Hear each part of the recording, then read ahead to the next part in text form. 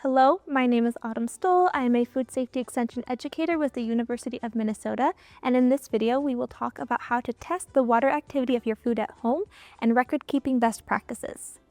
Different parts of your food will have varying water activity, so it's important to choose samples that best represent the whole food item.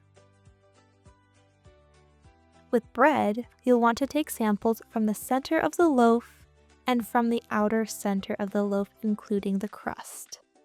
For an item like this cookie, crumble it before you test it to give a better understanding of the water activity throughout the food.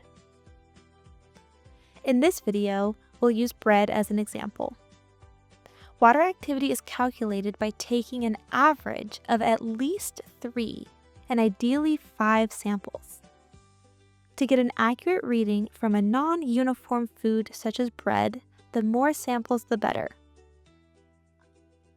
So today, we'll demonstrate calculating water activity using 3 samples from the center of the bread and 2 from the outer center with the crust. To start, cut enough from the outer center with crust to fill the sample jar without the food touching the probe, as this will interfere with the reading. Place the sample in the jar, attach the lid with the probes, and set a timer for 2 hours. After 2 hours, press the button on the device to take the reading, which shows 83.6%. Move the decimal 2 places to the left, which gives us 0.836. Now, enter the water activity reading into your log. Don't forget to note the sample source. This one is from the outer center with crust. Next, prepare a sample from the center of the slice. Place the sample in the jar. Without the food touching the probes, secure the lid and set a 2-hour timer.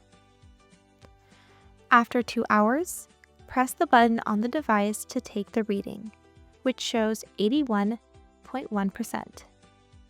Move the decimal 2 places to the left, gives us a water activity reading of 0.811.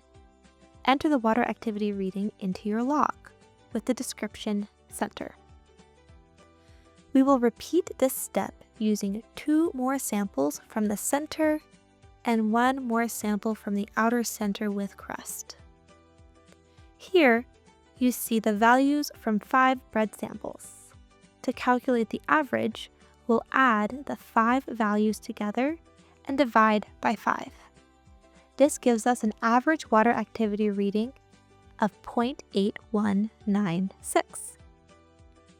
We'll use the Excel tool to get a corrected water activity reading. In the far right box, highlighted in yellow, input the calculated average. When you enter the reading, your corrected value will appear automatically below. When calculating averages at home, remember to divide the sum of your totals by the total samples you collected. For example, if you tested 3 samples, you would divide the sum by 3. And that's my demonstration on how to use the Elitech Water Activity Test Kit to test and calculate the water activity of your food at home.